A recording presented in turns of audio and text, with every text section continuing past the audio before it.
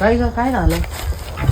अहो ते मला मम्मींनी ना बाहेर बसायला सांगितलेलं. का बरं, पण काय झालं?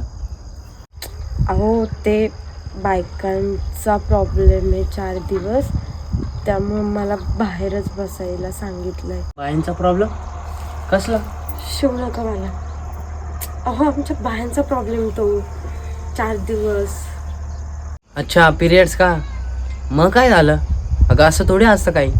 अहो एवढं जोरात काय बोलताय? मम्मींनी ऐकलं तर काय बोलतील? तुम्हाला समजत नाही का?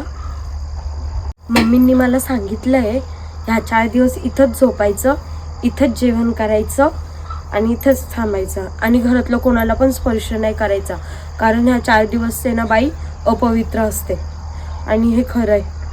त्यामुळे तुम्ही मला स्पर्श नका करू. तू आधी घरात चल, आणि तुला होणारा त्रास तो माझा आहे, कारण तू माझी बायको आहे. आणि मुळात तर हा त्रासच नाही आहे, कारण या मासिक पाळीमुळे बाईला मातृत्व प्राप्त होतं. अपवित्र अशी गोष्टच नाही आहे, म्हणून तू आधी माझ्यासोबत चल.